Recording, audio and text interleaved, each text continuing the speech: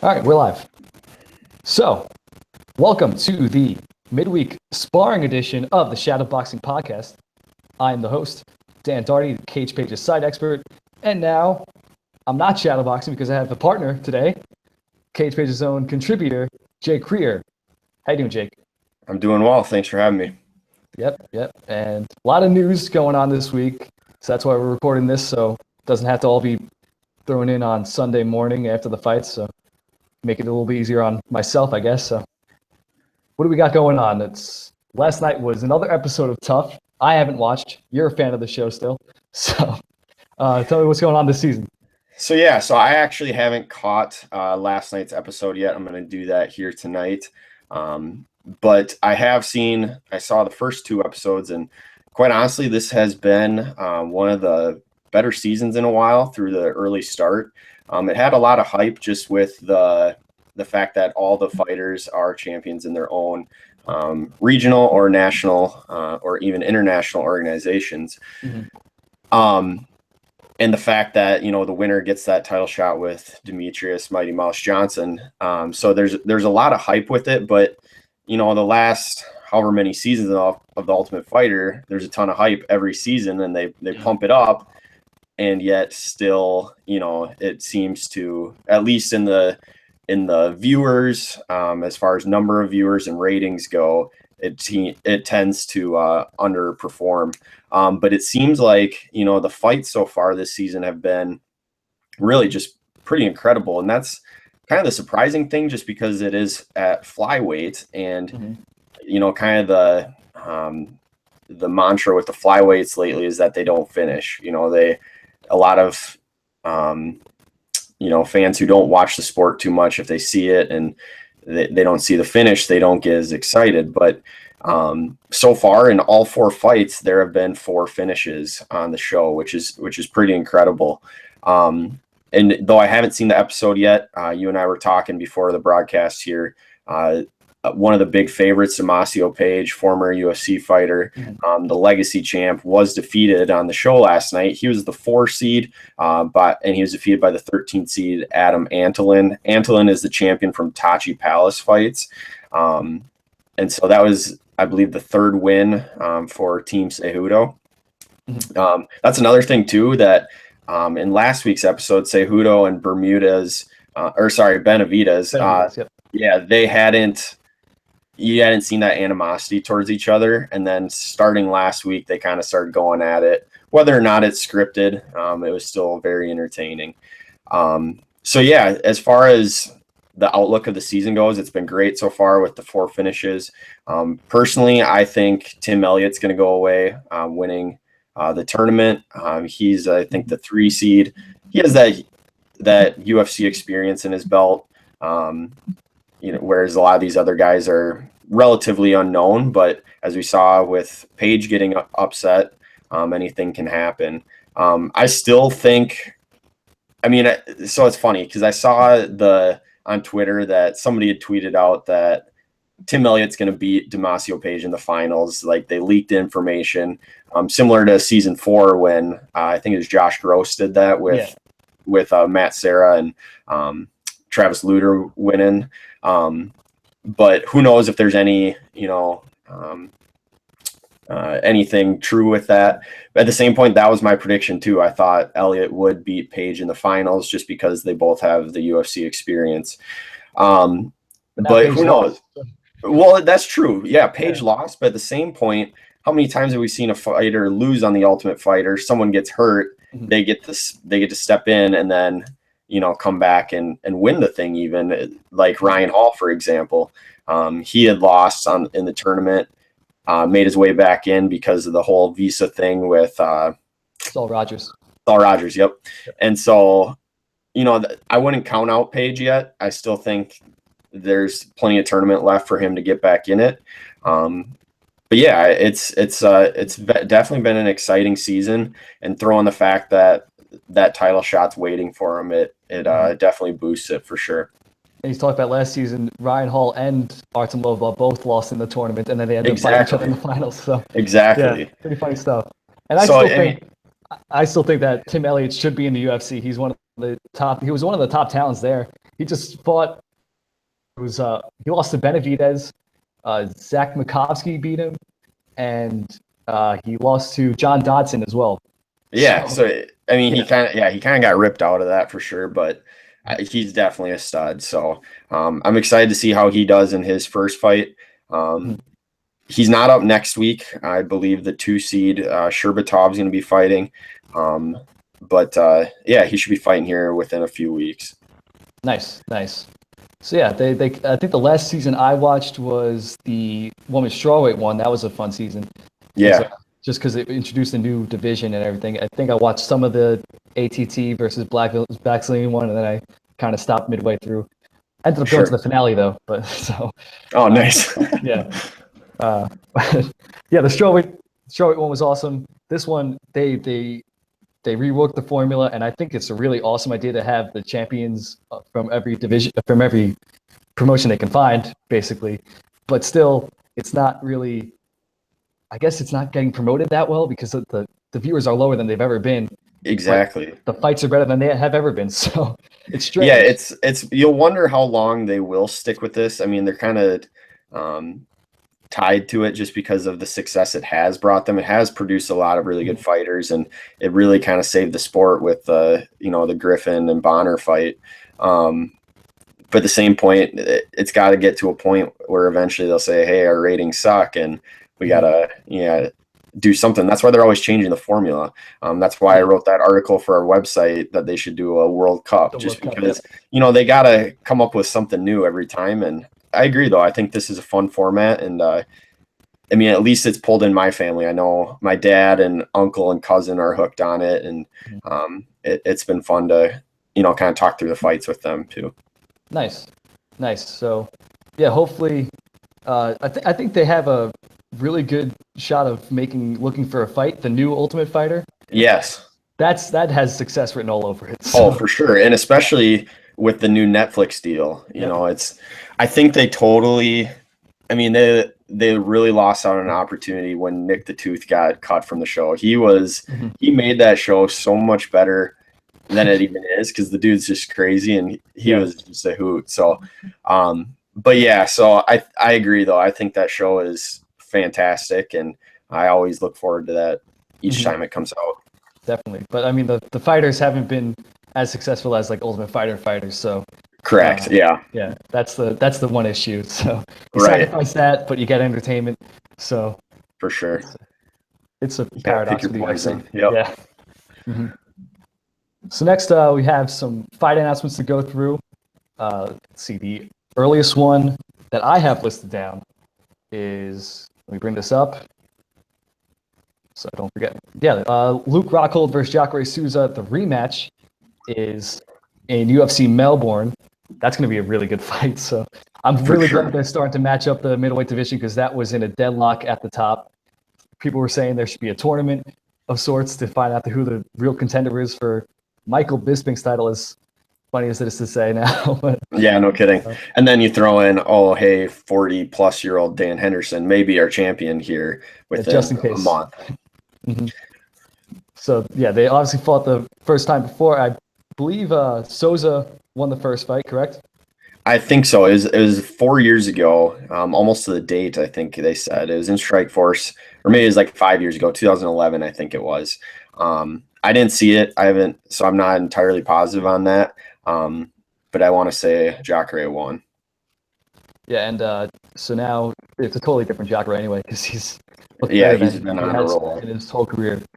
So Jacare is coming off that loss. No, he's not coming off that loss. He beat Vitor Belfort at UFC 198, and before that he was defeated by Yoel Romero. In a controversial fight, but yes. Controversial, but I did agree with the decision. I thought Yoel Romero won the fight. I do too. I agree. But yeah, it seems like every Yoel fight, there's something going funky with it. Yeah, definitely. But yeah, he's always so fun to watch. I'm really glad that they matched him up with Chris Weidman. That's another fight we got to talk about.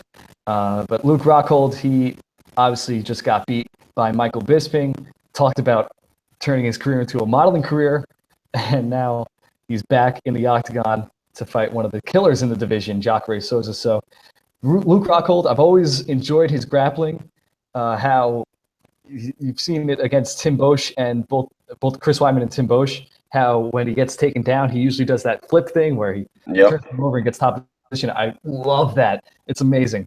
And yeah, he's got good hips for sure. Yep, and he's got great boxing as well. So, I mean, he might have been a little irresponsible against Michael Bisping, but usually his boxing and kicks are on point. So this is going to be a good fight. I'm really looking forward to that fight as well.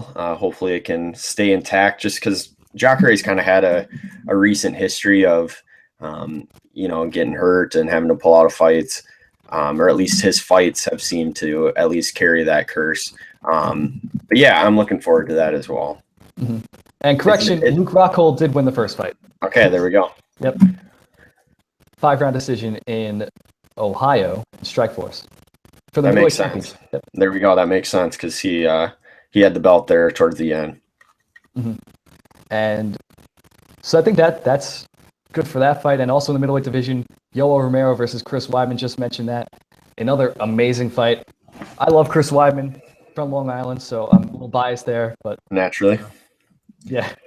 And actually, it's funny. I love both these fighters because as a former wrestler, anytime a highly credentialed wrestler makes it into the UFC and is successful, they're going to get my respect and my fanhood. So I do love both these fighters. So looking at it from my perspective, I'm not thrilled about this fight because it's like, who do I cheer for? But as far as a good fight goes, this has all the makings of it. And it's in New York, so that's gonna be huge for Weidman. They had to get him on that card, and while it's not him and Rockhold too, this is just as good of a consolation. I like new matchups, so this is exactly. Yoel Romero's got that World Wrestling Championship under his belt. Weidman has 2 state championships under his belt, 2-time Division I All-American also. Yep. And so maybe it's one of those fights where the wrestling cancels out and they get to decide it on the feet, which would be really interesting because Yoel Romero's striking is just wild. He's going to throw the kitchen sink at you and then get tired by round 3. And then Chris Weidman's strategy is to walk you down, jab you to death, and then eventually knock you out with something in the later rounds because he's got one of the best ring cutting skills I've seen in the middleweight division because his fight against Lyoto Machida was just a masterclass in footwork. Mm-hmm. So yeah, it's 2 completely different striking games, and I'm really interested to see how that's going to work. That's kind of my prediction for the fight too. I think it will kind of play out on the feet. It is one of those classic wrestler versus wrestler where they just say, we're not going to see who's the better wrestler here, and we're just going to, duke it out on the feet. Now, one thing I was wondering, at one point saw that it may be at light heavyweight. Is that true or no? I would not believe that's at light heavyweight. Okay, right? So I must have just read it at 205, UFC 205, but they didn't include that. So I had in my head for a while there that it was going to be that, but that wouldn't make sense as far as the division goes, and to be able to prove who would be, a potential likely new contender. So now that I'm saying it, it makes sense. Yeah, that does. That would mess you up. So, I can't see Yoel Romero being a light heavyweight, even though he's got muscles on muscles. But yeah, the only thing another reason I think that I was fooled by it was the fact that he hasn't fought in a while because he's coming off the suspension. So I thought maybe they agreed to it for whatever reason, but that would totally favor Romero in itself, just because even at middleweight, he's going to be a lot bigger than Weidman. At least that's what I anticipate.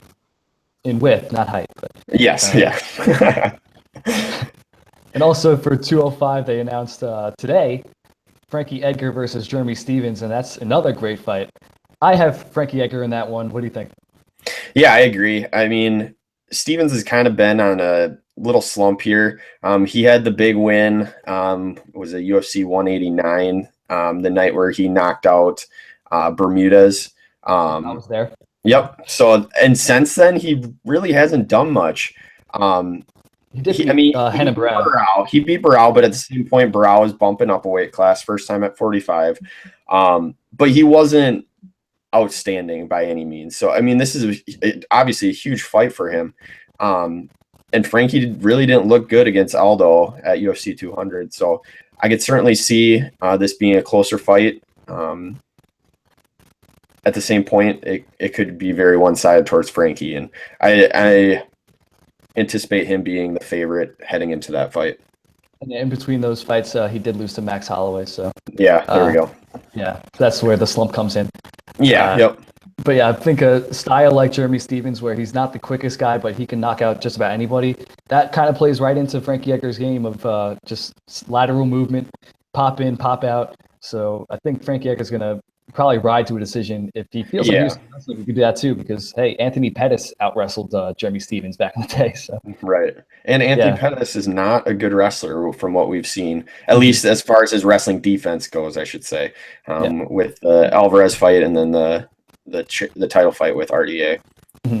I mean, his wrestling didn't look too bad against Charles Oliveira. But true. Yeah.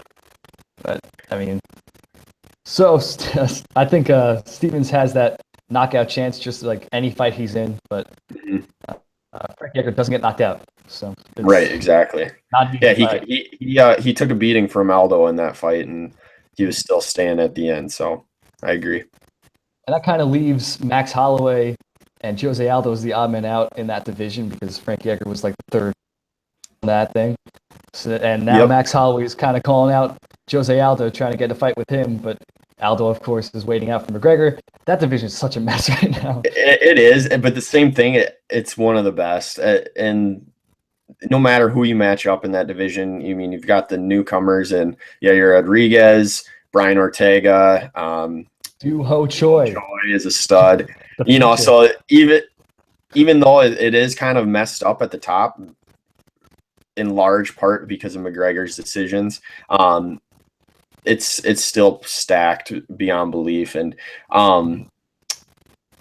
the funny thing is, I saw too that Aldo is talking about wanting to fight Pettis. Yeah. So Aldo's always kind of doing the contrarian approach. So that's not surprising, I guess. But yeah, I would love to see any combination of Holloway, Pettis, Aldo, while we're waiting for the McGregor stuff to kind of fill itself out. Yeah. And I don't think Aldo gets enough credit for how much funny business he does, because that whole thing where he had like the spy in Frankie Edgar's camp, right? He's just kind of messing with McGregor in the future for that. So yeah, I really like Aldo. I think it's unfortunate that he doesn't speak English, because he would be a star here if he did. Yeah, seriously. So, yeah, and I'm glad he got that McGregor push, even though it didn't really work out for him. I'm glad he got into the spotlight once. So yeah, there's that. And also on 205, supposed to be the greatest fight of all time, Donald Cerrone versus Robbie Lawler, but that unfortunately fell apart, and now it's Kelvin Gastelum versus Donald Cerrone. Yeah, I think that's going to be a really fun fight.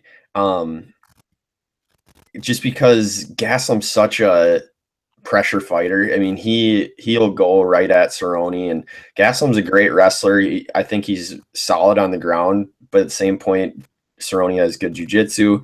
It'll just be interesting to see the distance that if Donald will be able to keep him at a distance. And I think the biggest or the funniest takeaway from this whole thing has been Jorge Masvidal and the repercussions of that. He's been going off on Twitter the last couple of days since Gastelum got pulled from his fight with him. And I mean, he's been calling out Johnny Hendricks. He's been really calling out the whole division. And so he's definitely flustered with these results, but I think we get a good fight in Cowboy and Gastelum, and we'll see what happens with Masvidal now. Yeah, I kind of feel bad for Masvidal, but he's saying that everyone in the top 10 is ducking him. But he's not. I'm not sure I would take that fight if I was anyone in the top 10, because it's going to be a close fight. Masvidal can beat just about anybody on his good nights, and depending on the judges, sometimes he can win fights or you can lose fights. So he's a split decision kind of guy, and that's not the kind of guy you want to fight when you're in the top 10. Right. So. Well, and it could be a good fight for Hendricks, but at the same point, I don't think we see him at welterweight again, just because he's had so many weight cutting issues. And I think he's even said, or Dana White at least has said, you're going to 185. So I don't think he's going to get his wish there. We'll see if they keep Masvidal on the card. I think he was on the Latin America finale, tough Latin America finale. So like November 5th. Yeah. So my guess is he'll stay on that card just because of his Latin American presence as far as fans go. And then they'll find somebody to step in who, you know, is a big enough name, but at the same point, I don't think he'll see a top 10 opponent. I personally think that Masvidal boxes Hendricks up like Gastelum did, but that's just me. As for Gastelum versus Cowboy, Cowboy has just looked better than he's ever been, and that's hard. Like that's hard to believe considering he's like 15-4 in the UFC at lightweight. So this move to welterweight has just worked wonders for him. He's utilizing takedowns like never before. Because I mean, when does he ever have offensive wrestling? Just taking down his last two opponents in the first round, and his boxing is crisper than ever. That combo against Rick Story, just perfection. That finishing combo. So Gastelum is not an easy fight. He'll put pressure on, as he said. His boxing I think his boxing looked better than it ever has against Johnny Hendricks. So you got two guys at the top of their game, and it's going to be a really fun fight at UFC 205. So I'm thinking if Gastelum can use his wrestling, maybe that makes a difference. But I keep thinking that I keep betting against Cowboy in this welterweight division. But I'm gonna stop now. So, well, and that's the thing too with Gastelum. He's always been the underdog. I mean, even from the get-go with Uriah Hall, and I mean, I would say he was probably the betting underdog against Hendricks. You know, he always seems to overcome the odds. Had he, you know, made weight in that fight against Tyron Woodley, he's always kind of, like I said, he's defied the odds, and he's definitely going to have to do it again here. And if he can, that's going to be a huge win for him. Yeah, and I thought Rick Story was the worst matchup possible for Donald Cerrone, and he made him look silly. Right, so, exactly. Yeah, what do I know? It's going to be a sweet fight. Yeah, I think this will be fun. This will be fun because Gastelum has some nice boxing now. He's rounded out his game, and of course Cerrone looks better than he ever has. So, lastly, UFC 205 got Caitlin Chookagian, I think I'm saying that right, against Liz Carmouche. And Liz Carmouche hasn't fought in just around forever. So it's nice to have her back on the biggest card of the year against one of the fighters that looks like they're going to be a future force at bantamweight, I should say. Yeah. Caitlin Chookagian. Well, and that's the thing. I saw, I don't know if it's Chookagian or Chookagian. I saw her fight in Sioux Falls when I was there for those fights. And quite honestly, I thought she lost to Lauren Murphy. I thought that the judges totally messed it up. The crowd even thought that. I think Caitlin even kind of, you could see in her response that she was kind of shocked that she won the fight. It was definitely a close fight. But at the same point, you can see the potential to be a star there for sure. So a win over, you know, someone who's had the big fights like Liz Carmouche, that would be huge for her. It's going to be on a huge stage with a lot of people tuning in. So I think that's a smart fight for the UFC to put on there. But, you know, Carmouche could easily, you know, mop the floor with her too, just because of her experience. I think Chookagian trains with Frankie Edgar and that team, I'm pretty sure. So she's out east. You can definitely see that in her game. She uses a lot of footwork, a lot of lateral movement, a lot of jabs. And that's what I thought won her the fight against Lauren Murphy. I thought it was pretty clear from my perspective. Okay, so maybe it was what, again, like kind of you touched on, I think in your podcast last week, how that whole difference of when you're there watching versus watching on TV, and kind of that difference that can be there. So maybe it was another case of that. Yeah, because I was at Lawler versus McDonald, and I didn't know I was watching the greatest fight ever until kind of afterwards. So it's like, oh man, that was amazing. That's good for UFC 205. It's nice to have Liz Carmouche back. I'm going to see when she last fought. I think she won a decision in her last fight. I forget who that was against, but was it like Sarah McMahon or Sarah Kaufman? Sarah Kaufman, I think it was. Okay. Let's see. No, it was actually Lauren Murphy. Huh. Okay, there we go. So common opponent. April of 2015. It's been a while. So is that was in Virginia, I think, right? Or no? Yes, it was. Okay. Yep, I remember that fight. So yeah, she doesn't fight often, Liz Carmouche. She's one fight in April of 2014, one fight in April of 2015, and now November of 2016. So she's really taking her time off. So No kidding. we'll Hard see how that to affects make her. your way back to the title by doing that. Yeah, definitely. Definitely. People forget that you're in the UFC. So Well, yeah, and I think she's kind of taken on that gatekeeper role now, and this is another case of that to see how legit this Chikagian is, and to see where she stands in the division. So yeah, that's UFC 205, looking good, building up. Also, we had a little change to UFC Portland. Unfortunately, Brian Ortega had to pull out of his fight against Hakron Diaz, and now Andre Fili is stepping in. Completely different look for Hakron, but I'm still taking Hakron. I had Hakron against Brian Ortega, but I'm still Really? taking Hakron against Andre Fili. Yep. Well, and there's another example of how deep that division is. These are guys on, the cusp of top 15, but it's still just a really good fight. And really, maybe on a different card, it could be higher up in the main card. But I think this Portland card is pretty well stacked. And I'm happy they did get a nice fill in Touchy Feely. He's a great fighter. He's kind of had his setbacks here and there, but he's always he's gonna be wanting to get that win after getting that wicked knockout from Yair in his last fight. So I'm sure he's confident at the bit to get back in there. Yeah, and you mentioned that Portland card. It's looking amazing. I'm actually looking at it now. It's excellent. Got Lineker Dotson on the top, Brooks Oliveira in the co-main right now. Then Luis Smolka versus Sergio Pettis. Smolka's the future star of flyweights, bar none. He's absolutely looks the best of any flyweight contender. Agreed. Yeah. He looked incredible in Sioux Falls that night. Definitely. I had Ben Gwynn because he's awesome to watch, but Smolka made him look silly. So Oh yeah, his grappling is just so tough to deal with. I saw his fight against Neil Siri. I was there, and it's just he's always on you. We saw that against Patty Houlihan too. Yep. He never gives you any breathing room. Once you get up, he's taking you down again. So he's a blanket. If you're rooting against but he's him, got power. If you're rooting against him, it's annoying to watch. Yeah. It's just like take down. But man, his and that was the case in that Ben Wynn fight, just because Ben Wynn is from Sioux Falls, so he had everyone in the crowd cheering for him. I had him in that fight, so I was cheering for him, hoping he could pull it out. But yeah, you could just feel the wind taking all the sails of the crowd that night in that fight, just because. And Smolka, I mean, like you said, he was just kept going after him, on top of him. Wynn never really had a fighting chance, really. Absolutely. And yeah, so for this fight, I'm still taking Hakron Diaz. He's actually ranked number 11th, so he is in the top 15. Okay. Coming off that loss against Cub Swanson. Swanson looked great in that fight.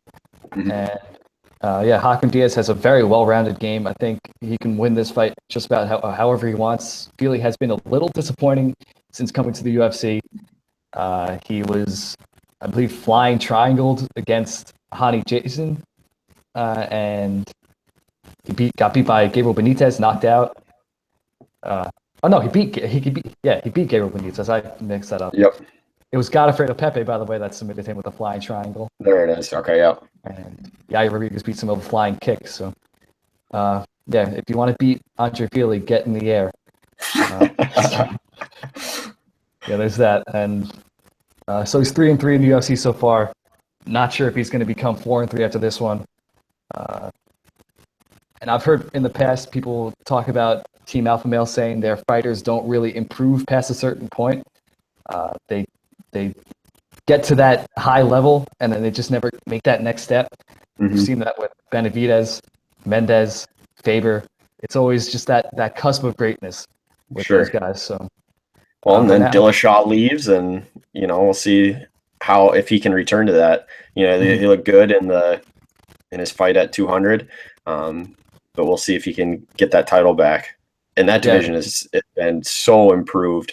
I was just talking about that the other day, how 135 used to be, I would say, the worst division in the UFC as far as depth went.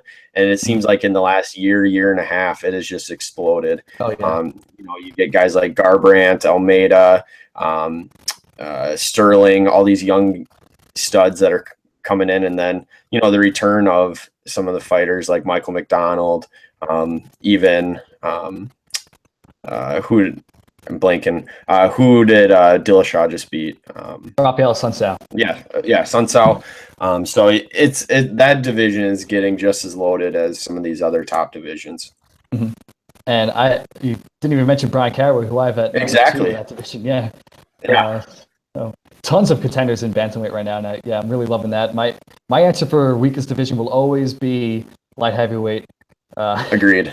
I think I wrote an article about that, how weak light heavyweight is. Because man, I can't stand that division. It's just old guys past their prime. So. Yeah, well, and that's the thing. Like that's what I don't know why they don't do more of that as far as Ultimate Fighter goes, or looking for light heavyweights looking for a fight.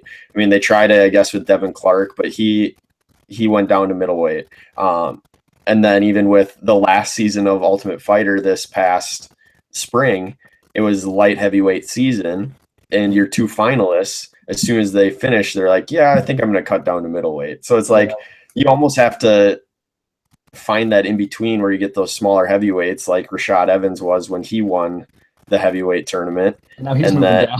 And now he's down to middleweight. So, it's a weird scenario, that division.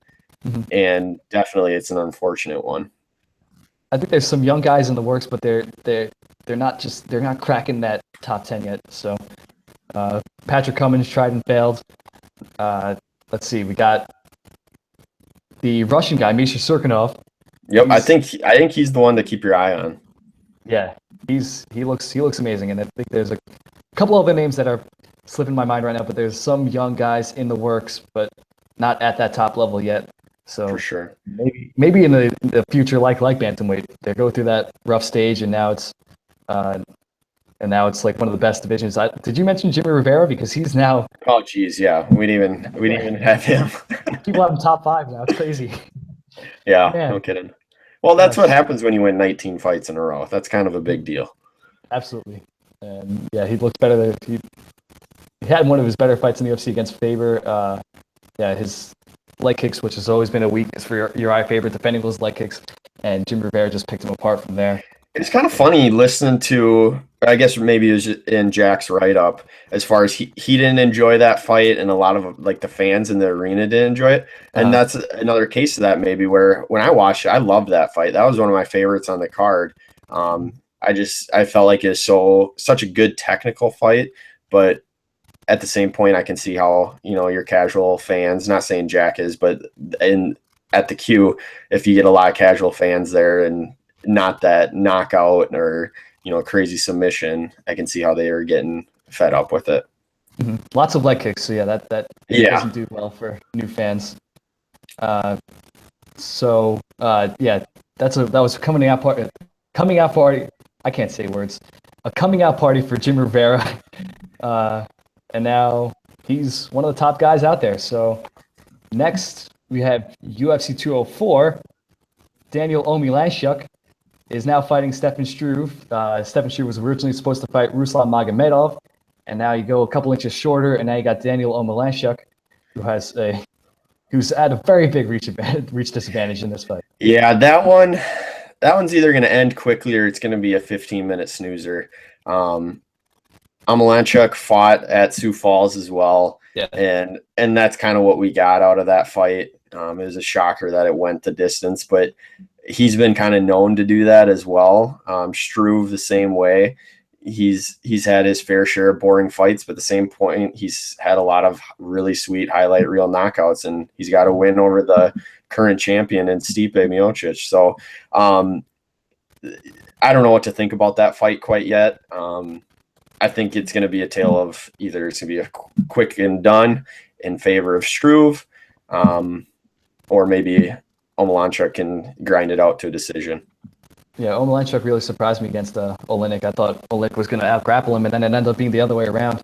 Exactly. So I was impressed by Omielanchuk. He's 6 feet tall, and I believe Stefan Struve is, how tall is he? 6'11"? He's like 9 feet tall, I think. I think that sounds about right. So, Stefan Struve has lost to short guys before, but they have vicious power, while that's not Omielanchuk's game. So, right. we'll see what happens here. I believe Stefan Struve. Oh, it's tough to bet on Struve because Well, didn't Shrew fight he Jared fought Bigfoot. Rosholt? Oh, yeah, he fought Rosholt, and Rosholt grinded him out. So, and there you go.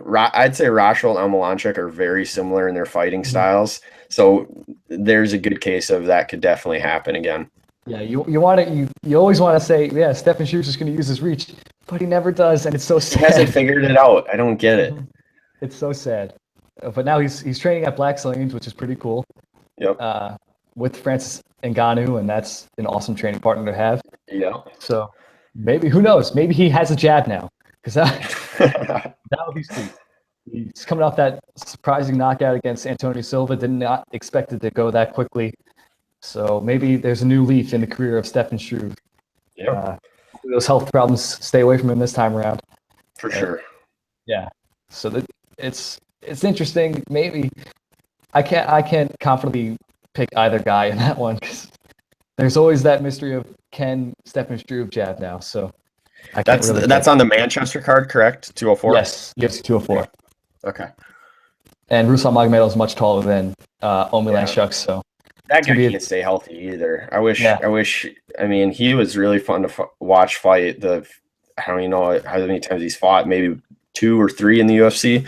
But he just can't seem to stay healthy. Yeah, I think his last outing was UFC 193, the Holly Holm Ronda Rousey card against Sean Jordan. He just boxed him up, and he's got very, very good striking. Like Rashid Magomedov, I don't know if they're related, but they fight similar styles and they look the same. So yeah, I can't tell which one's which. I always get confused. Yeah. So hopefully he gets healthy soon. A lot of heavyweight health issues up there. So there's that plagues that division, and just age plagues light heavyweight. So hopefully those heavier divisions get well soon. Now we got UFC Manila. They announced Sam Alvey versus Alex Nicholson. Yes. Sam Alvey never stops fighting. He was at Sioux Falls again. Yep. And I think he's fought since then. So, yes. Yeah. And he won since then. He's been on a roll. And the best thing about Sam Alvey is his post-fight interviews. I mean, that guy has the most obscure, goofy post-fight entertaining interviews of anybody in the whole UFC. And he's got another fight that he can definitely win. I mean, Nicholson, sure, he knocked out Devin Clark in Sioux Falls, but he got knocked down in that fight. He did. He definitely did. And he was the one that Serkinov broke his jaw, right? Correct. Yeah. Okay. So, brutal. I mean, brutal. Yeah. So that was nasty. But the interesting thing about this fight, besides Alvey fighting for the 4th time in like 120 days, is that there was that controversy with Nicholson recently with kind of a, not necessarily, I don't know if you call it a racial slur, but definitely taking a shot at, he was in a, Lim. Against Lim, right? Yep. Hungy Lim, Yep. And so, and now it's interesting that they're going to have him fight over in Asia. So it's kind of an interesting take on it. But at the same point, I think Sam Alvey goes in there and knocks him out quick. I don't think he's on the same level as Alvey is, and Alvey's been on a roll. And ever since that weird fight with Elias Theodorou earlier this summer, he's been and he's looked great. So definitely looking forward to that one. I'm a huge Sam Alvey fan. It kind of seems like punishment matchmaking for Alex Nicholson. It's like, hey, you want to make fun of an Asian? You're going to get knocked out in front of a bunch of Asians. So, And I kind of wish both Alvey and Oluwale Bamboje have been kind of trying to get a fight together, at least on Twitter. And I wish that would have been processed and gone through. But, I mean, here's what will happen. Alvey will win, and then he'll be fighting in, like, November again. So, I mean, I guess in Manila is in October. So, yeah, he'll be fighting in November, and they can make that fight happen. And, oh boy, just drew a blank. No. No. What was I going to say? Oh boy, I'm blank now. Oh, wait. You mentioned Oluwale Bamboje. Yes. now Josh the Man is calling him out on Twitter, and they're Yep, I going saw at that. back and forth. So yeah, Yeah, that looks Bonboy like that fight. definitely wants a fight. He's been kind of on a roll lately as far as throwing names out there. So Mhm. that'd be fine with me too. That'd be a fun fight. He just got beat by Cesar Ferreira, so Correct. That. he's looking Yep. for a win. Yep. For And sure. so is Josh the Man. He's lost to Tamsin McCrory and Tim Bosch in Bosch his too. last two. Yep. Strangest game plan of all time against Tim Bosch. Let's grapple the Oh, bigger, that was weird. brutal man. Yeah, Yeah, that did was a not. weird You were fight. there, right? Yep. And the weird thing Man. was, like, after that fight, I mean, Samon's eye was huge. If you remember, I mean, Mhm. it swelled Yeah. up so bad. And then he was coming out into the crowd. We were kind of sitting by his family, and like he went to the locker room. He must have got stitched up or whatever. Then he comes back out. He's still like in his fight gear. He doesn't have shoes on. He's kind of been known to be an unorthodox guy. But like he's running up the stairs, and he went over and talked to his family for a while, but he just seemed like in a really cheery mood, even though he just looked terrible in that fight. So it was just kind of a weird vibe I got that night from him. And then at the same point, you see Sam Alvey doing the exact same thing, but he had just won. So it was funny to see that. Yeah, and about Sam Alvey's post-fight interviews, he's got all the WWE flair of Chael Sonnen without the, I guess, grace on the mic. So Yeah, it's really yeah. fun to watch. And he doesn't quite have the skill set that Uncle P Chael P has. So, Mhm. But he's working on it. I like it. Yeah, yeah. So he's kind of going that Ben Rothwell out there, that quirky kind of Yes, that yell at the mic kind of thing. So for sure. I love it. And now I think that goes through all the fight announcements, the relevant fight announcements that were just recently going on. And last night, UFC Tonight, Cain Velasquez was on. He says, I don't want Stipe, I want Verdum again. Give me him in December. So Yes, seems and MMA Junkie picked that up today. I saw they're saying that it's in the works already for the end of the year card. So 207. so that December 30th one. Ariel Helwani was even saying that that could potentially be the time where Ronda comes back, which I don't know if that's true or not, because I feel like she had that recent knee surgery, and there was talks she wasn't even going to be back until at least January, February. So we'll just see what happens with that. It's going to be a big card. It's New Year's Eve weekend, I should say, New Year's weekend. It's on a Friday night, just because of that, with New Year's Eve falling on that Saturday. But yeah, that's probably a smart play by Cain to stay relevant, to stay fresh. Once he heard that Stipe wanted some time off, with those 3 fights in 9 months, it makes sense that he call it the next top guy. And Verdum did not look good on Saturday. I mean, he won the fight, but at the same point, he looked stale in the rounds 2 and 3, especially. He looked good, I'd say, in round 1, but he kind of coasted from there. So probably a smart call out by Cain. He knows if he wins that, it's likely a guaranteed title shot. And then you look at the top of the division right now. It's Barnett's in there. Junior Dos Santos is on there, but he's already fought JDS a few times, and so we know how that goes. Yep. Yeah, exactly. So I like it. I think that's good. Yeah, and then Ben Rothwell, he just lost, and now he has knee surgery, so he'll be out for quite a while. Yep. And maybe this. Do we know the location of 207? I think it's Vegas, I believe. Okay, so C-level Cain is back. Yeah. So, we'll see him against Verdum this time.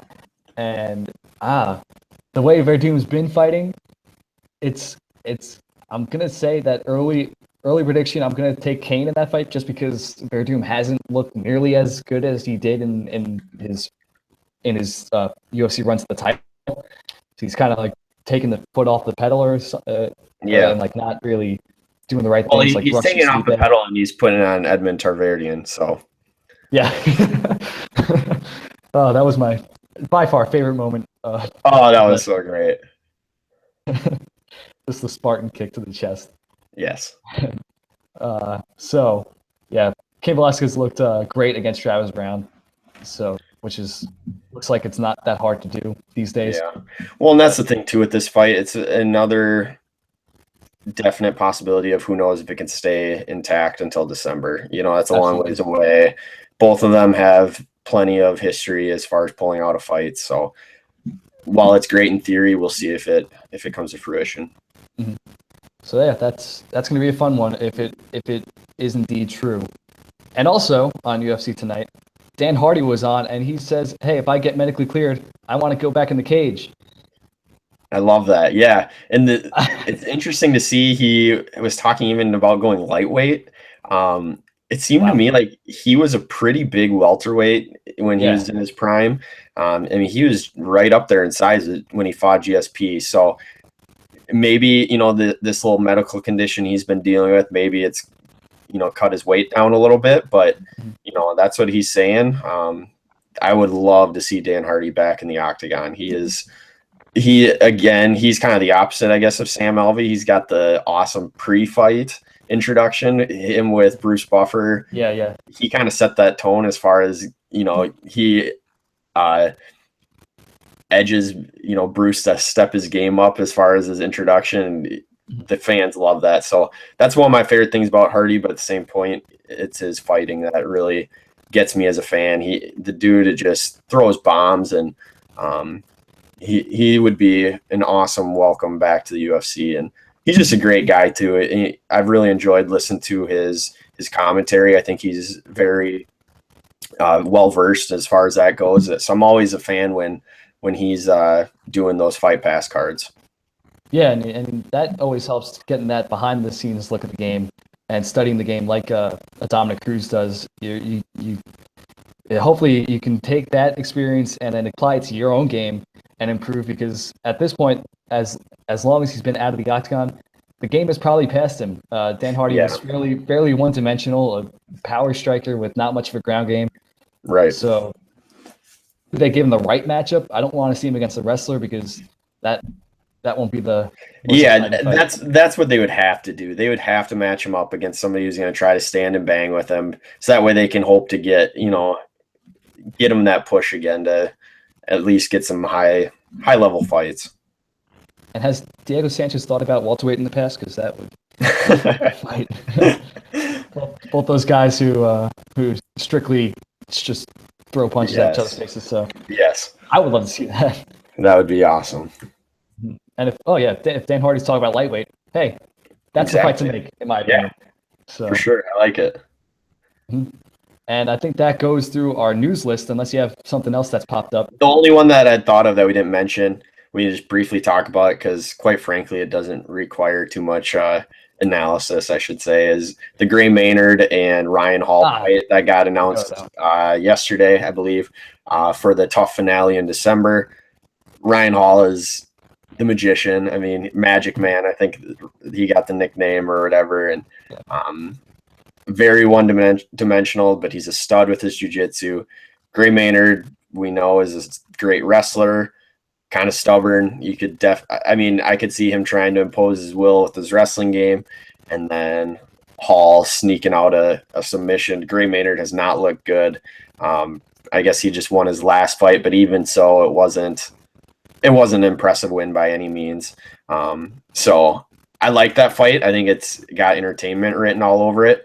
But as far as skill set goes, it's not quite comparable to, but almost comparable to the Artem Lobov against Nate Diaz's guy. I can't remember his name, but Chris Avila. Yes, yeah. So I would almost compare it to that style of a fight almost. Yeah, I'm thinking this is a tailor-made matchup for Ryan Hall, because Maynard, I'm glad that he actually remembered that he's a really good wrestler in his last fight, but still, he was still way too willing to brawl with Fernando Bruno. Yes. And now if he wrestles against Ryan Hall, that's just a recipe for disaster. That's, hey, I want to get leg locked, basically. So, yeah. If he's smart, he's gonna go try to knock him out. But as we saw in Hall's only UFC fight when he beat Lobov, he'll just pull guard. I mean, he's not gonna even stay on his feet. So that's gonna be probably a dud of a fight, but has some potential to be entertaining for sure. Always some potential with Gray Maynard. And now, more immediately, this weekend, we got UFC Hidalgo, headlined by a great fight between Michael Johnson and Dustin Poirier. And I love that fight. That's great matchmaking for Poirier. He's looked better than ever. I've been saying better than ever a lot, but a lot of guys are. So That's true. Yeah, dude's been on a roll. yeah, another one of those move up and just don't have to cut that weight anymore. And now he has magical power in his hands at lightweight that he never really showed at featherweight. So it's really interesting. Mm-hmm. And I like his chances this weekend. We talked earlier about Black Zillions versus ATT. That adds a little fuel to the fire here with Poirier at American Top Team and Johnson at Black Zillions. So I think that's going to make this a very entertaining fight. They've been verbally sparring on social media. I gotta hand it to Poirier. He's looked so good. I mean, the quality of opponents he's been knocking out over the last 3-4 fights has been impressive. And really, Michael Johnson, we haven't seen much from him in a while. And he's kind of been that gatekeeper as well in this division. But I mean, it should be an entertaining fight for sure. Definitely, I would say has the potential to be a fight of the year candidate because they both like to stand and trade, and it could definitely be a fun one. Yeah, Michael Johnson, I think I counted his record up. He's about 7-6 in the UFC. He should be 8-5 with that Neil Dariush fight. Yep. Yeah, he can either look like a world beater or like just a nobody. It really depends on the night with Michael Johnson. So I hope he brings his game. That'd be sweet to get the best Michael Johnson we can see against what we've been seeing lately in the best Poirier. Yeah, and the way that Poirier uses wrestling against Joe Duffy, man, oh my God. That was incredible. He's a future title challenger at lightweight, I think. So I'm definitely picking Poirier in this fight. So continue that run, get another top 10 opponent. I'm really, really loving Dustin Poirier. And now in the co-main event, also an interesting fight. At the bottom of the top 10, you got Uriah Hall versus Derek Brunson. And this is another one of those guys, Uriah Hall, like Michael Johnson. You can look like a world beater or you can look like a nobody. So it really depends on what Uriah Hall shows up in this one. But still, I am taking Derek Brunson confidently. Yeah. So every week before or during fight week, I always on my Twitter account release who my top 5 favorite fights are, my top 5 fighters to watch, and then my predictions for the performance bonuses. And this fight is at the top of my top 5 favorite fights. But the kicker is, like you said, it's got to be the right Uriah Hall to show up. And if we get that, I think we're going to have an awesome co-main event. I, too, am siding with Derek Brunson. He's on a 4-fight win streak, I think. And he's just looked fantastic as of late. And Uriah Hall, who knows what Uriah Hall you're going to get. It could be the one who goes and knocks out Gegard Mousasi, or it could be, the one who lays an egg against Rafael Natal, Robert Whittaker. So he's kind of, has some polarized fights as far as his output, and hopefully we see the best from him too. Definitely, because Brunson is more than comfortable with making a fight not as exciting. We saw that against Chris Leben in his UFC debut. So he of course, every fight you think with Chris Leben is going to be the fight of the night, but Derek Brunson said, no, I'm just going to jab him to death and wrestle him. So yeah, he's not afraid of making a fight dirty. So if Uriah Hall doesn't bring his game, that's going to be Brunson's not even going to try to bring the fight to him. He'll just say, okay, I'll just use my jab. Exactly. Yeah, it's a dangerous fight for Hall. Yeah. And then next fight, Dunham and Rick Glenn. I'm looking forward to that one. Evan Dunham, I kind of wrote him off for a while there, but he's been on a tear as of late. And he was a guy, quietly, he'd be a guy who I would always pick against just because he's not an exciting fighter until about a year and a half ago. Something switched in him where he has just been, dominating dudes. And then we get the UFC debut of Rick Glenn. He's a former World Series of Fighting champion.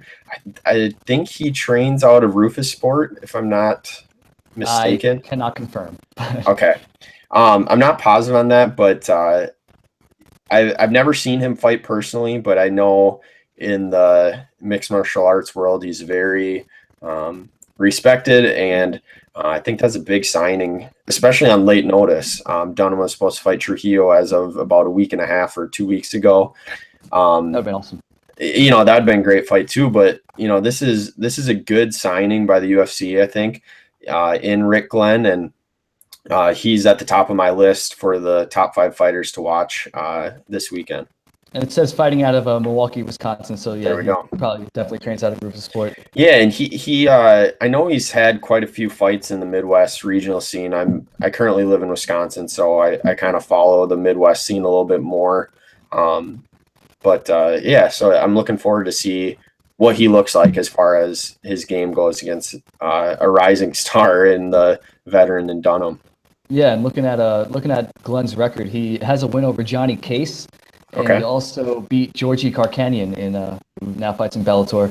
Yep. Lost that title to Lance Palmer in WSOF. Well, that's a reasonable loss, I'd say. Yeah. Palmer's a beast. Mm-hmm. And now he's on a 3-fight win streak with 2 knockouts. So yeah, this will be interesting. But yeah, Dunham he's looking better than I'm not going to say better than ever, but better than the past. Yeah, better than he did a couple years ago. So because he was on a 3-fight losing streak, now he's on a 3-fight win streak. He just totally ran through Joe Lozon. Exactly. That was his last fight. Just man, and Lozon's a stud, and it's like, and he destroyed Ross Pearson too, I think. Mm-hmm. Definitely. For that, so that was wrestling based. That one. Right. So he's like you said, very quietly snuck into the top 15 in that very deep division, and a win here over Glenn would be huge for him. Yeah, just keep him up there, because it's not gonna bump you up, but it's gonna keep you steady at 15. So yeah, so I'm looking forward to seeing Dunham again. His striking is looking great recently, and then the next fight after that is Grapple Fest. Yes, Kenny Robertson versus Juan Carnero, who shaved his facial hair. I see that in this picture. Yeah. So now this fight is pretty interesting. Carnero, I thought he's had more UFC fights since he's come back than he has. He's only 1-1 since he came back. I thought he had more than that, but he's had quite a few that have fallen through as well. He tapped out Mark Munoz, correct? Yep. He looked great in that fight. Yep. So and then who do you lose to? He lost to Derek Brunson. Brunson took him down and just beat him up. Yeah, so like you said, it's going to be a grapple fest. Kenny Robertson has been known to just go for. He's had that crazy, I don't know, leg lock, if you call it that. Win. Someone told me the correct name for that, but I forget it. I forget what it's called too. That was against Brock Jardine, I think. But yeah, so I feel like the edge has to go to JUCO or Jucal. He I don't know. He's impressed me. He won that big tournament that got him into the UFC.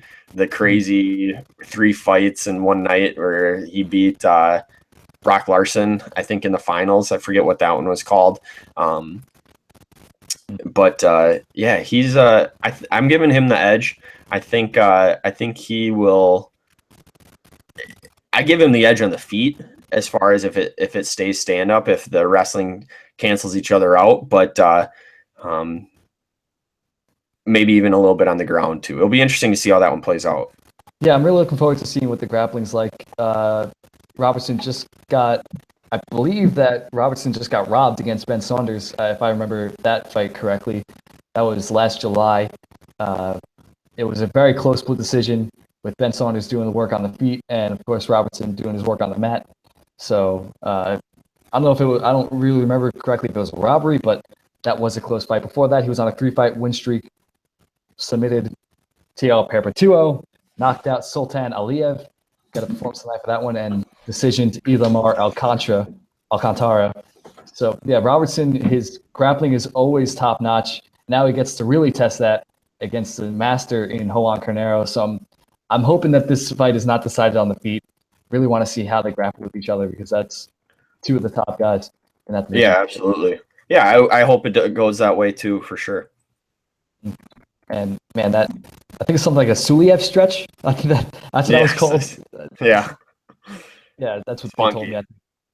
So yeah, I've never seen anything like that before, and that really made my leg hurt looking at that one. So next fight, a little bias Moving in on to this your one too. guy. Yeah, Chris Wade versus Islam Makachev.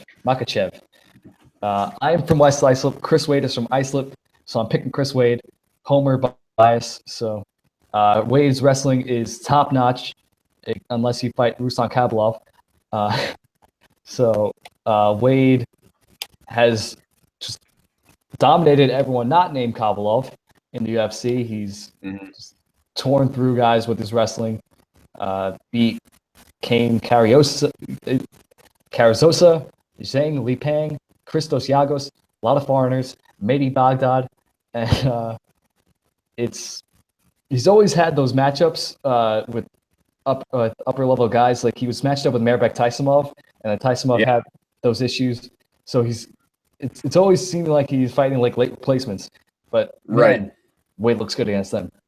So this and Makachev kind of falls into that category too, as far as it's not necessarily a top-notch fighter, but certainly good in his own right.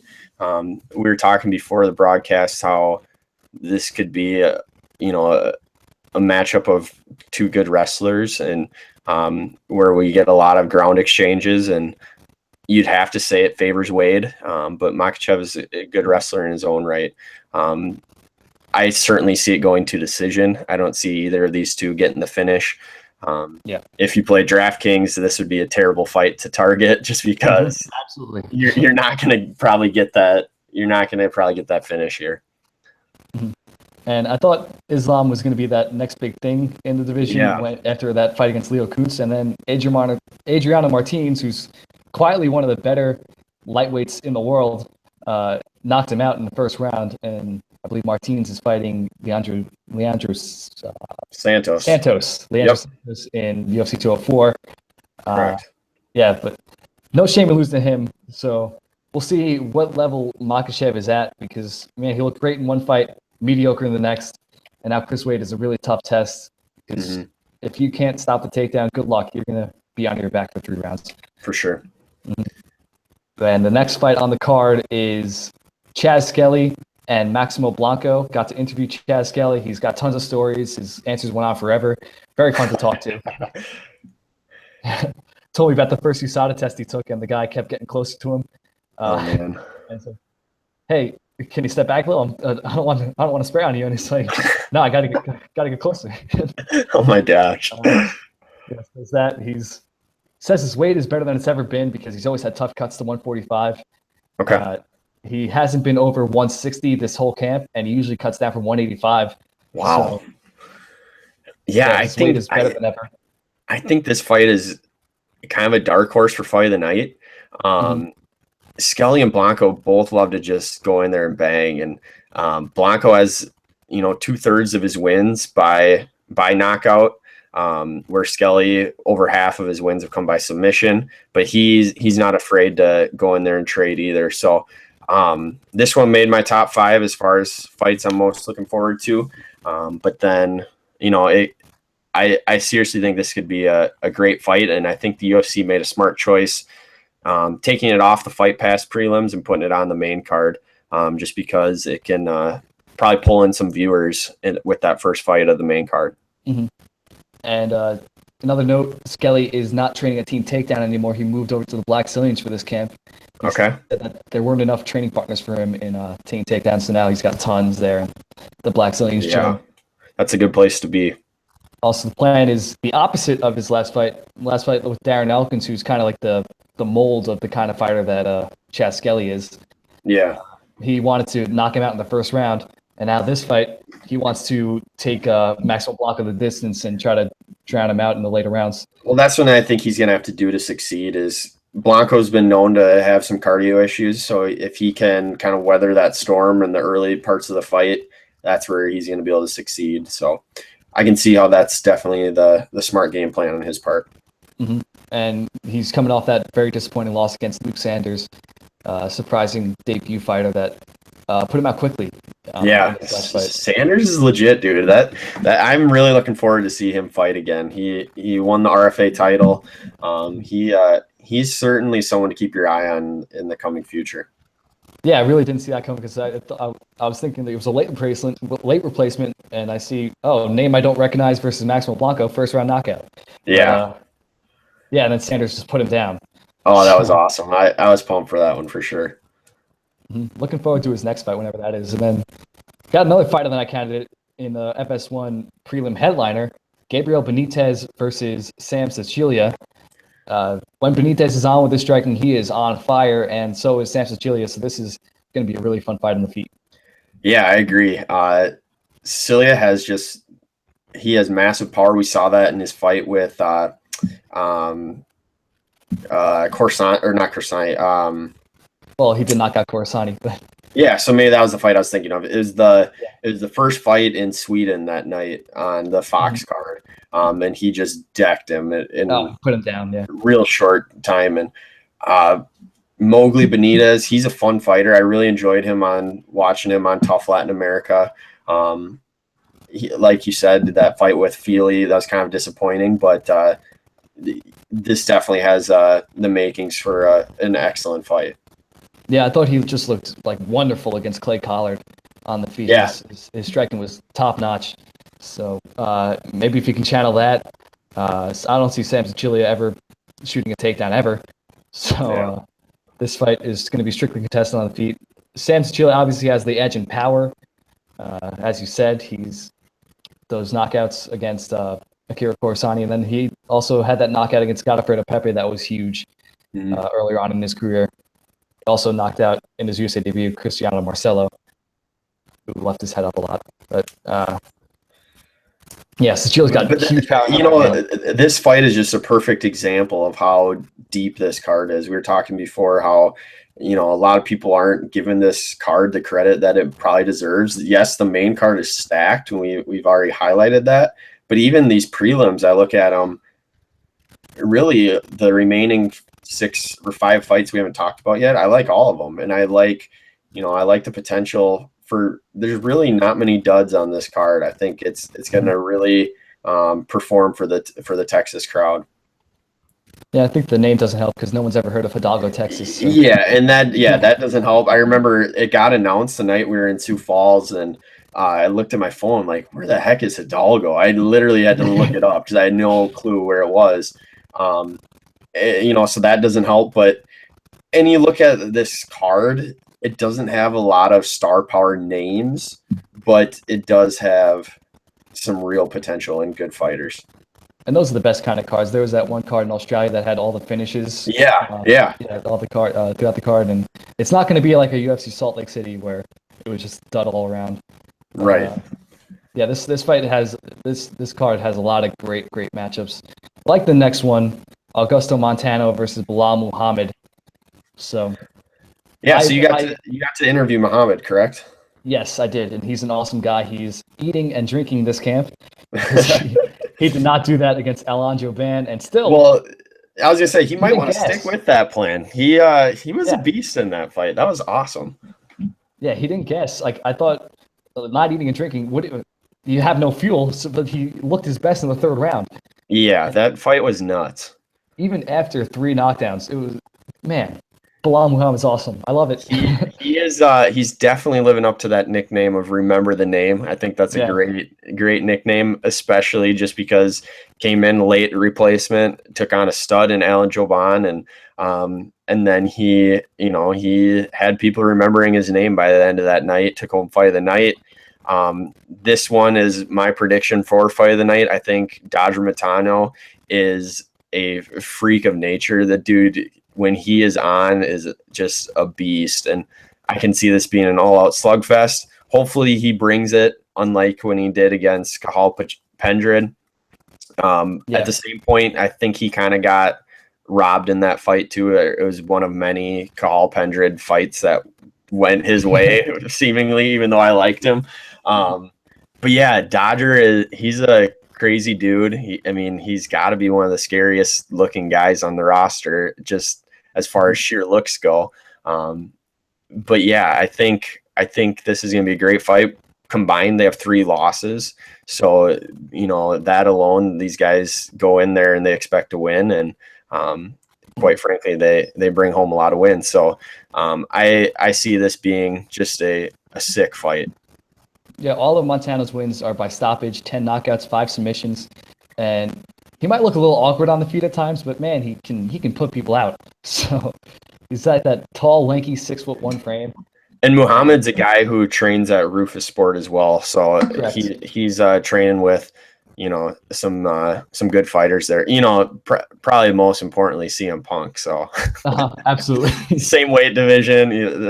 That's really gonna up his game here. Yeah, definitely. He's got the frame to match Augusto Montana on the striking as well. So now we got Bilal told me that he trains there about 2 to 3 times a week. His main team is in Chicago Fight Team with his high school wrestling coach.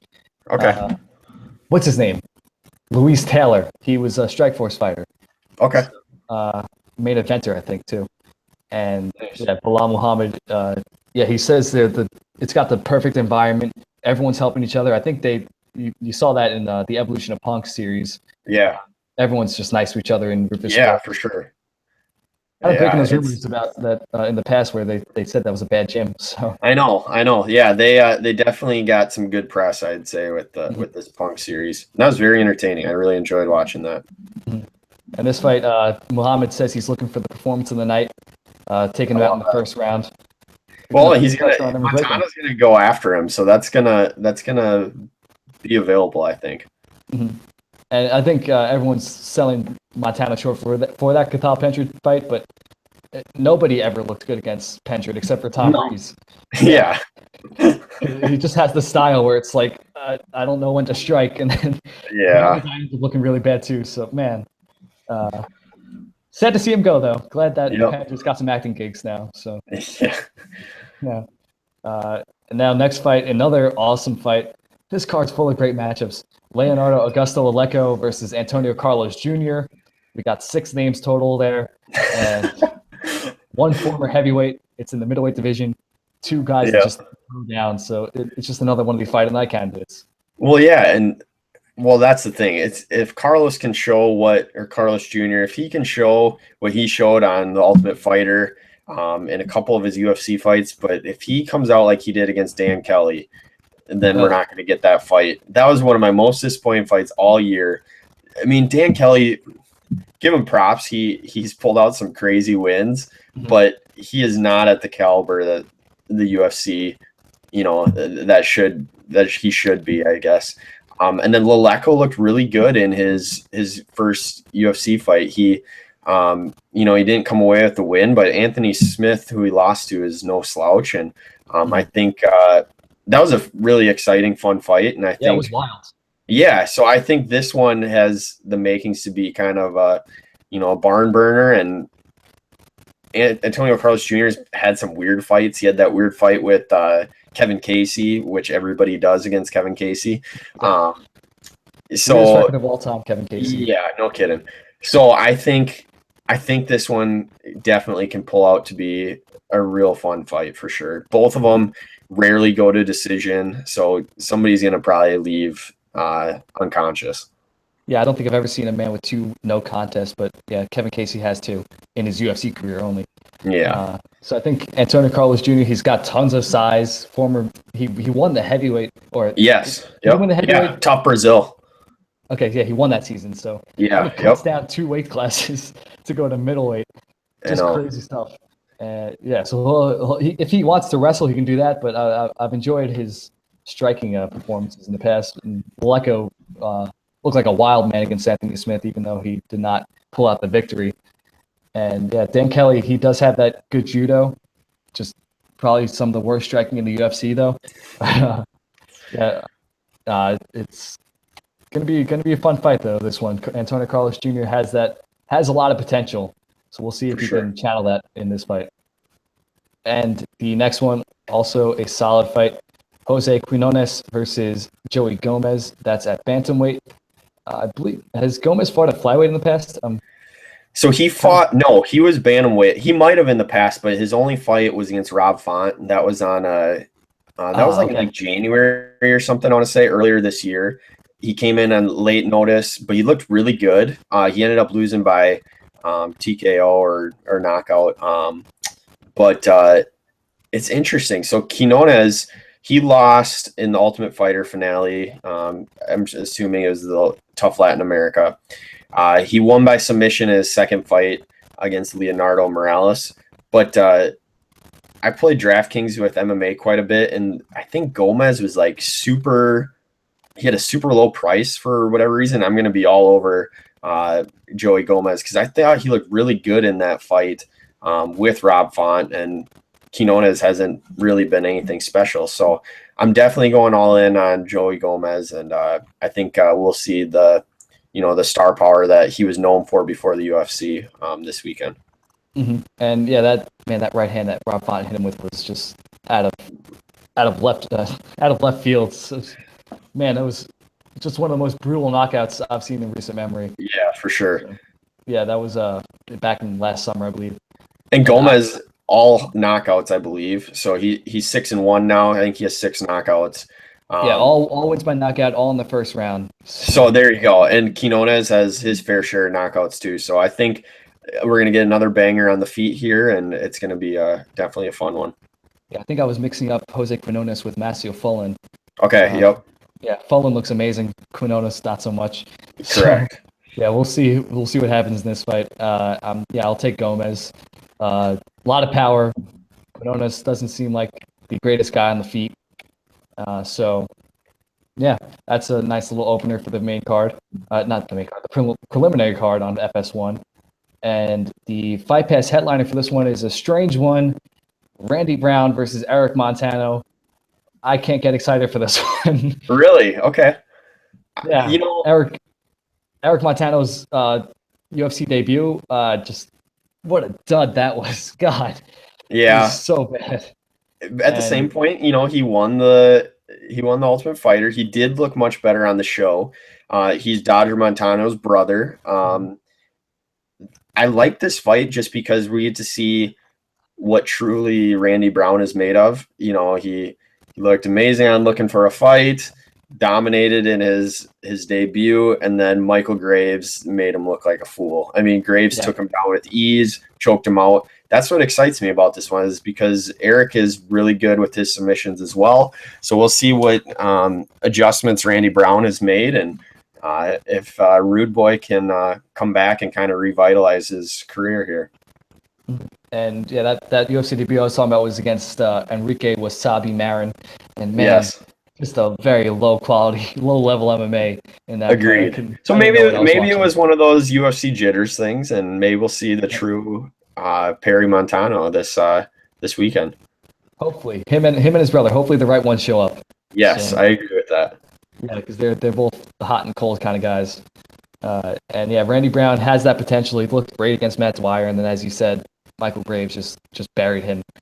So that leads us to the last fight on the card: Alejandro Perez versus short notice opponent Albert Morales. Perez was supposed to fight Manny Gamburian, and now Morales is filling in for him. He's at 6-0 in his MMA career. Yeah, I don't really know anything, to be honest, about Morales. But Alejandro Perez, he beat Quinones for the Ultimate Fighter finale, or for the Ultimate Fighter title, I guess you want to call it that. Mm-hmm. And he looked really good in his last fight against Ian and Twistle. Knocked him out in the first round, got performance of the night. He had that really weird fight against Scott Jorgensen about a year ago. Last November, where Jorgensen's leg just totally gave out on him. His ankle did. That was tough to watch. Yeah, that was real tough to watch. But yeah, so we'll see. I don't know. It's probably a good first fight of the night, because who knows what you're going to get out of it. But if it's as good as some of these other fights on the card, it could surprise some people, I think.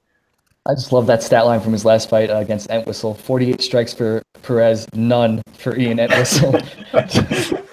And yeah, that was just Entwistle was just strictly going for leg locks the whole time. Right, and yeah, well, that's what he got the fight before, so that's what he was kind of hoping to pull off again, and it didn't work out. Yeah, Perez just beat him up the whole time.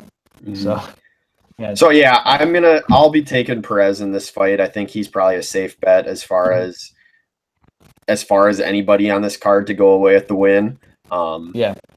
he would probably be I don't know as far as betting lines goes if he's the top favorite, but as far as looking top to bottom, if you're going to pick anybody to win, it'd be Alejandro Perez. Wasn't Alberto Morales was on Looking for a Fight, correct? Oh yeah, that's right. He was the weird guy in the weird suit in the back. Yes, that's right. Now that you say that, and his picture actually just loaded on the UFC, the fight card preview or whatever. And now that you say that, I remember that he did look good on that show. So, yeah, he was kind of a funky fighter, if I remember. So, just hearing that intrigues me more now. So I'm looking forward to seeing how he does. Yeah, and some trash talk too. He calls Alejandro Perez a little man with a Napoleon complex, keeps his left hand low, kind of tough. Yeah, we'll see what happens here. I'm picking Perez because of that whole Looking for a fighter is not looking that great. Yeah, if you go with that alone, you got a good bet there. But yeah, there you have it. I mean, it's just this card is. I'm really looking forward to it. I think it's going to surprise some people. It's probably going to be low as far as, ratings go and viewership goes. It'll be going up against college football. There's some big games in college football this weekend. And the fact that, like we've talked about, there's not a lot of big names on it. Poirier is still kind of making his way up as far as a big name goes. And Michael Johnson, with a nearly 500 record, is far from being a top name. But these, like you said, these are the fight cards that surprise people and produces a lot of good fights. So as a true fan, I think we have a lot to look forward to on Saturday. Yeah, I always love these cards with the lack of name power, but you look at it and it's like, oh, these are going to be great fights.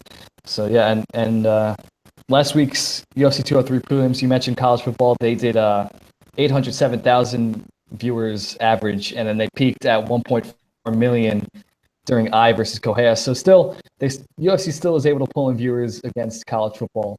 But we'll see what happens this weekend at UFC Hidalgo. Ew. Texas.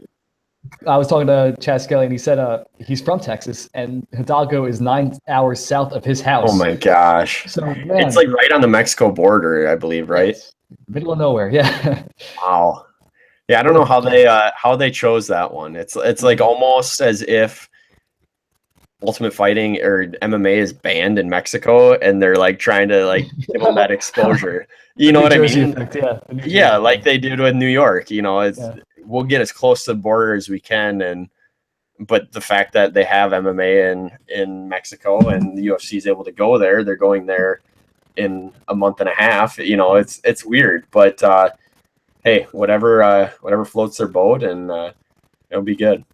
Yeah, hopefully. I enjoy these fight card names, even though I never heard of the things. It's like kind of they spin a globe and then they poke at it. And like, oh, we're gonna fight there, Hidalgo, Texas. Let's go there. They have a stadium. For sure. Well, I got two things left before we close. One is a prospect to watch. This is something I think we can maybe highlight on this podcast going forward. Have you heard of the man known as Paddy the Baddy Pimblett? Did you hear about him this past weekend? I've heard of him. Did not watch any of his action, but I've heard that he's the next big thing. He is the best, or the next big thing is a perfect way to describe him. So he fought for the Cage Warriors title this past Saturday, and I was doing some work, and I just had the fights on in the background. And then I'd heard about him before, but I had never seen him fight. And I glance over, and his entrance is something, if you have Fight Pass, you need to go back and watch. Because, first of all, the guy has like a Lloyd Christmas style haircut, except, he's got the bowl cut in the front, but he's got long hair in the back. Oh, what? He's a weird looking dude. So you need to look up a picture of Paddy Pimblett. Doing it right now. Not only that, but the fact that the fans in Liverpool loved him. I think that's where he's from. Honestly, he looks kind of feminine, but what in the world is that? And he's crazy. Like, the fact that he comes out, his entrance is so entertaining. The guy has so much energy. I mean, he came out, was just going crazy. Then he comes into the fight. It's really funny to watch. As soon as he enters the cage, he's like dancing, he's singing to the music. But as soon as he like faced his opponent, you saw the switch flip, and he was dead serious. He was locked in, and he goes out and just destroys this guy. And then the post I can't get fight, over this haircut. yeah, the post fight is the best though. Jumps up on the cage, freaks out, Jose Aldo goes into the crowd. He's like doing a mosh pit with the English fans, and then runs flying back into the cage. He was going on adrenaline for a solid 5 minutes after that fight. Totally entertaining. It's something the UFC is obviously looking for. They like those, entertainers outside of their fighting, but he backs it up with his fights too. So I'm really looking forward to seeing. I mean, the kid is 21 years old. He's like 12 or 13-1. The UFC has to sign him. And the best yet would be if they could get him on UFC 204 in England. I think he would be a huge undercard pop for the UFC to fill out that card.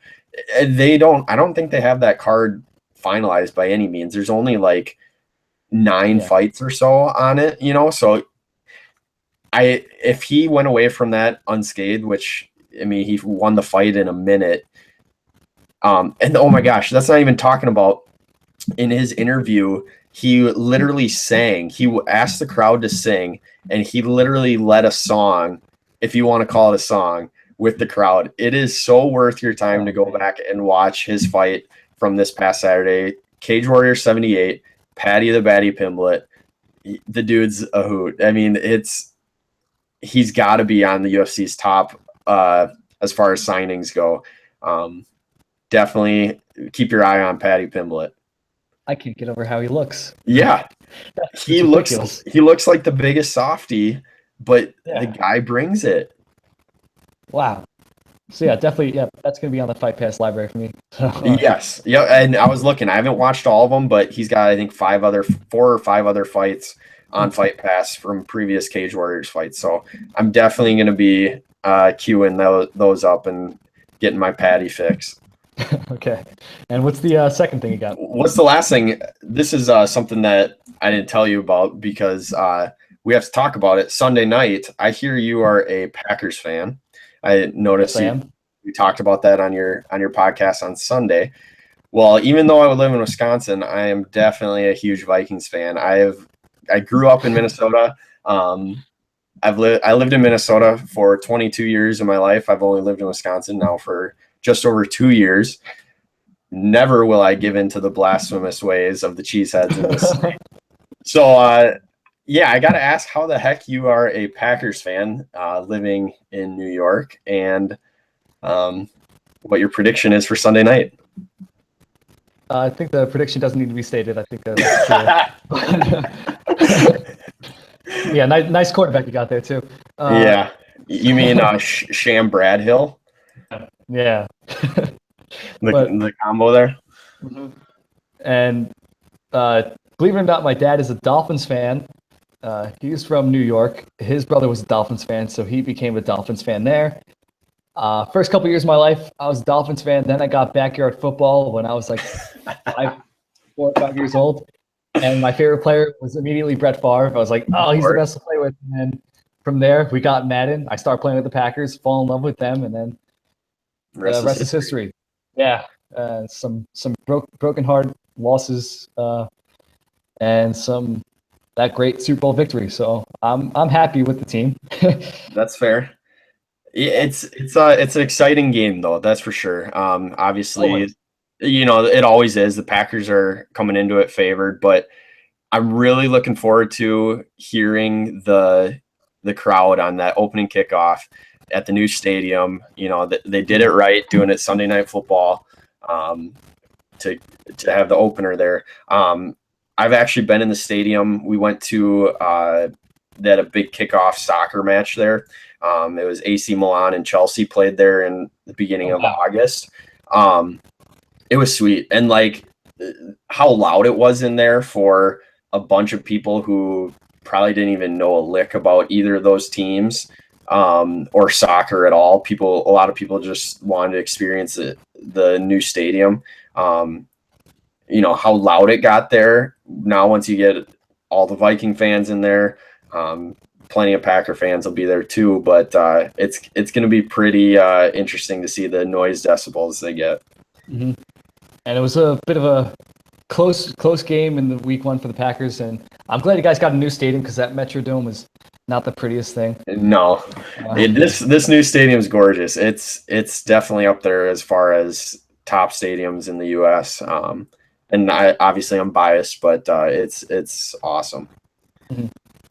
And so I think the offense for the Packers. I don't want to go into talking football the whole time now, but I think their offense looks totally different with Jordan Nelson in the lineup. Last year, it was so tough to watch their passing game because everyone was covered. No one spread the field. You can't depend on Randall Cobb to be a number 1 receiver. Man, I can go on and on about the problems they had last year. But, yeah. Well, I hear it all the time living in Wisconsin, so that's fine that you save that.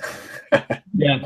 I'll save that. You can just go anywhere. You can just go on the street and people complaining. So yeah, for sure. Yeah. So yeah, I just had to bring that up, and hopefully next week, if we can do this podcast again, I'll be bragging it up.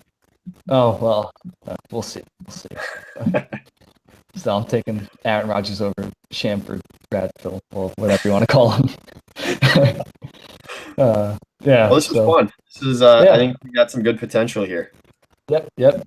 And this, as mentioned before, I will play these clips on Sunday to make my 2 hours a little easier. So I'm not yawning my way through the second hour, because I did yawn a couple of times, silently, but I did yawn a couple of times at 7 a.m. And they're not helping you out as far as it being an FS1 card, which the pacing is never good. And my God, it's so slow. And then it starts at, for you, 10 o'clock Eastern, and it's a 6-fight main card. So definitely going to be a late night for you if you stay up and watch those fights. Just not going to sleep. Just skipping on sleep that night. Just go through it. That's fine. Yeah. Yep. So looking forward to it. Thank you for coming on, and hopefully this will become a regular thing because this was fun. A lot longer than I expected.